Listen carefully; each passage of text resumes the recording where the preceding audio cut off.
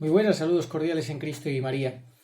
Te traigo hoy un argumento importante, bastante importante, interesante, canónico, razonado, que trata sobre la invalidez de la renuncia de Benedicto XVI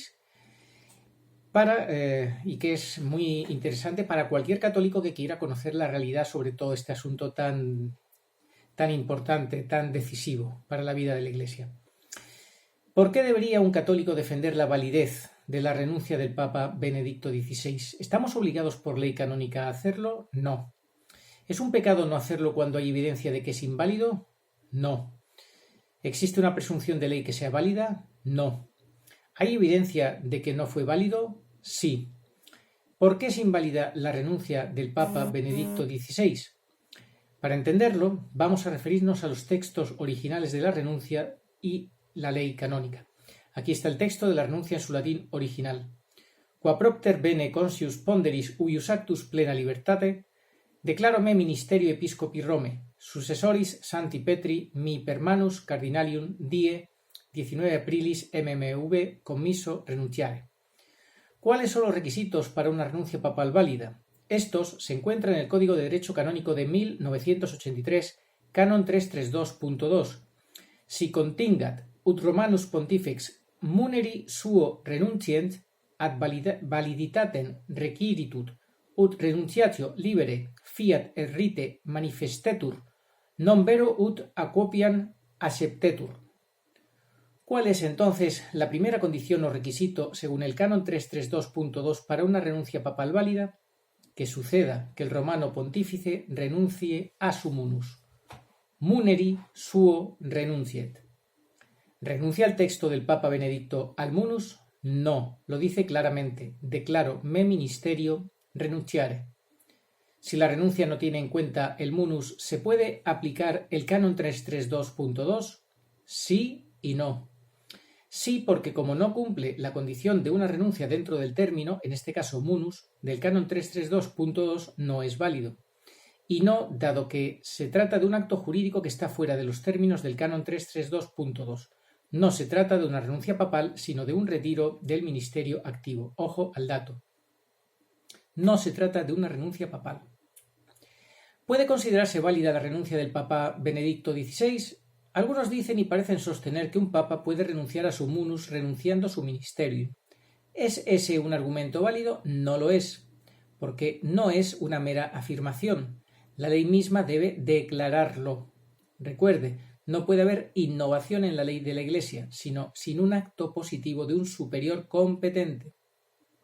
¿Pero no es el acto de la renuncia un acto jurídico que establece una nueva forma de renuncia? No. Los actos jurídicos no son actos tiránicos, no pueden justificarse a sí mismos, sino que deben estar de acuerdo con la ley de la Iglesia. Esto se debe a que, como declaró el Primer Concilio Vaticano, incluso el Papa no tiene autoridad para inventar novedades. Pero si alguien sostuviera que ministerium se puede suponerse o ser entendido como munus, ¿cómo tendría que probarlo? Como el Canon 17 declara, cuando existe una duda sobre el significado de la ley, uno debe recurrir a otras partes de la ley, y si no hay claridad allí, entonces a la mente del legislador. ¿El Código de Derecho Canónico sanciona la suposición de ministerium para munus? No.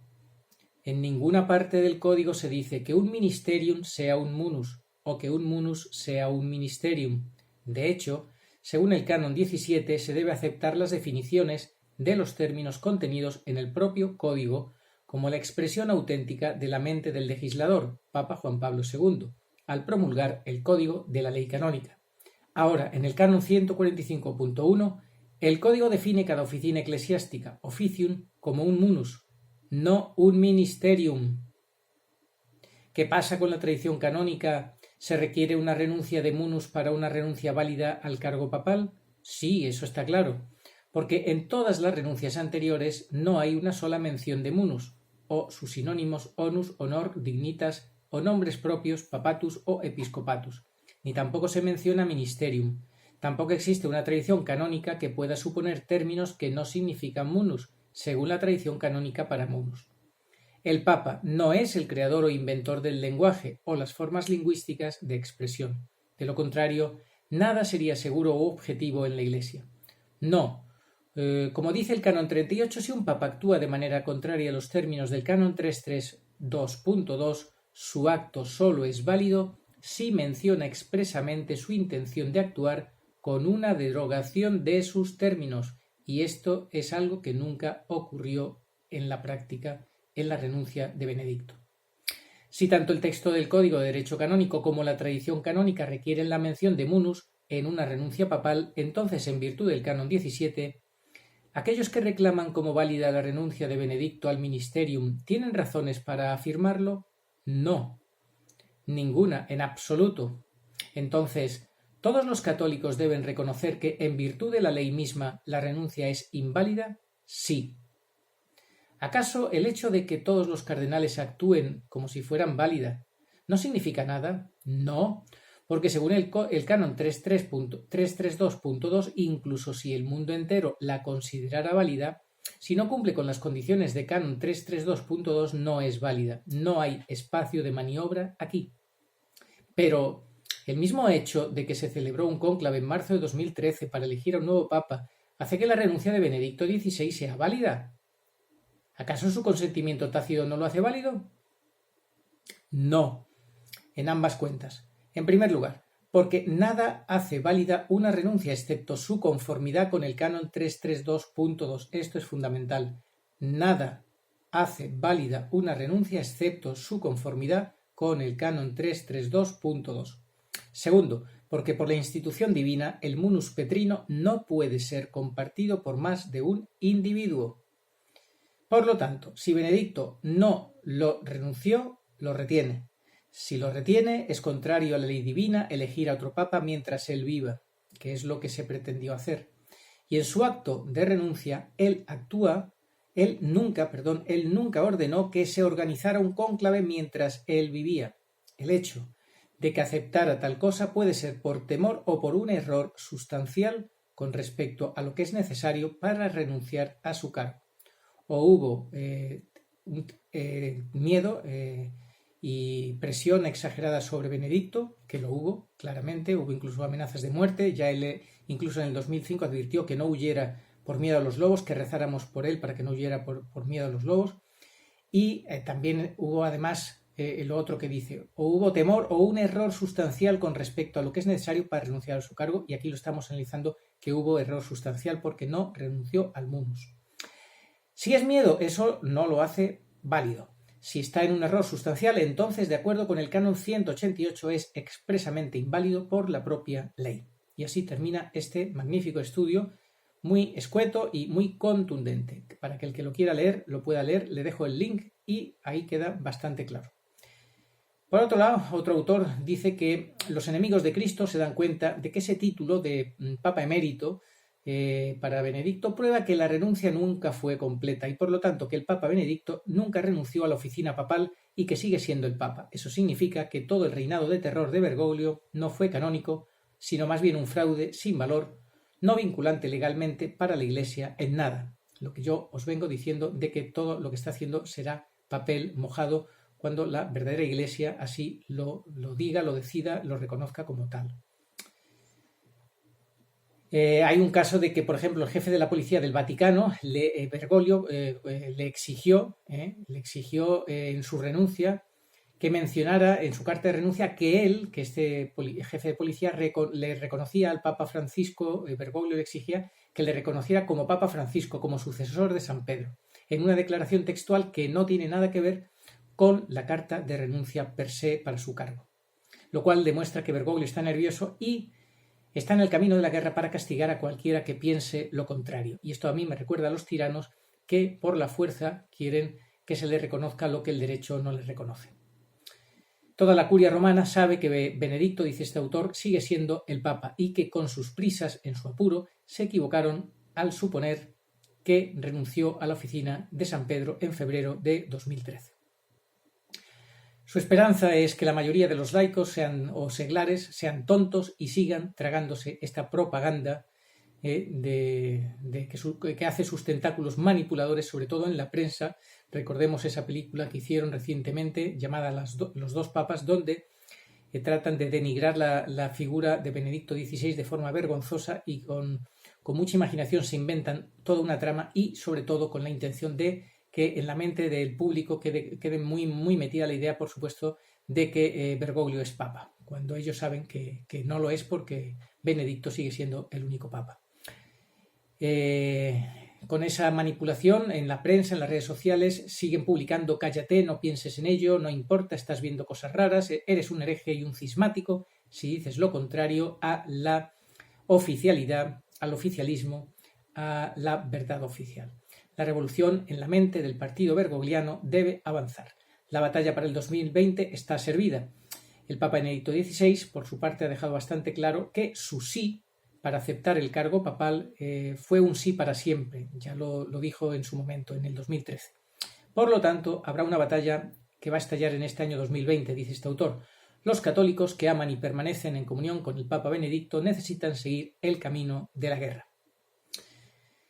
Luego, por otro lado, Edward Pentin, el mejor vaticanista de lengua inglesa en Roma, en el año 2017 decía: un prelado de alto rango me dijo a principios de este año que existe una gran preocupación por parte de un buen número de cardenales sobre este pontificado bergogliano y, esto de bergogliano lo digo yo, y también escuché de otra fuente bien posicionada que su estimación de aproximadamente 40 a 70 cardenales quiere un cambio. Están muy preocupados, pero simplemente están petrificados, aterrorizados para hablar.